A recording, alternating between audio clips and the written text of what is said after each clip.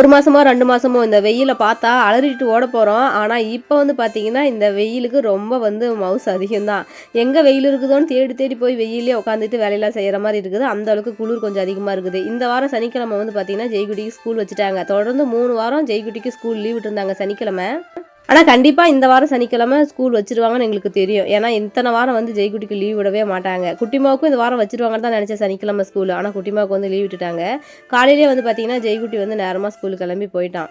அவனுக்கு சிம்பிளா வந்து லஞ்ச்லாம் செஞ்சு குடுத்து ஸ்கூலுக்கு அனுப்பி விட்டாச்சு. அதுக்கப்புறம் வந்து தான் வீடியோவே எடுக்க ஆரம்பிச்சேன். இன்னைக்கு காலையில வந்து பார்த்தீங்கன்னா, தோசையும் அது கூட வந்து புதினா சட்னியும் ரெடி பண்ணியிருந்தேன். அது கூட வந்து பார்த்தீங்கன்னா, பருப்பு பொடி ரெடி பண்ணலான்னு ரெடி பண்ணியிருந்தேன். ரொம்ப நாளா வந்து பார்த்தீங்கன்னா, வீட்லயே செஞ்சு சாப்பிடணும்னு எனக்கு ஒரு ஆசை.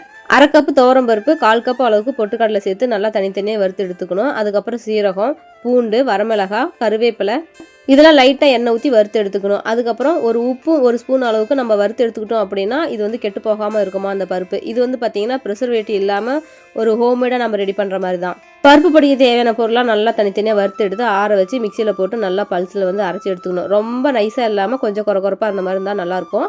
அரைக்கும்போதே கொஞ்சம் பெருங்காயம் போட்டுருக்கணும். நான் வந்து கொஞ்சம் மறந்துட்டேன்.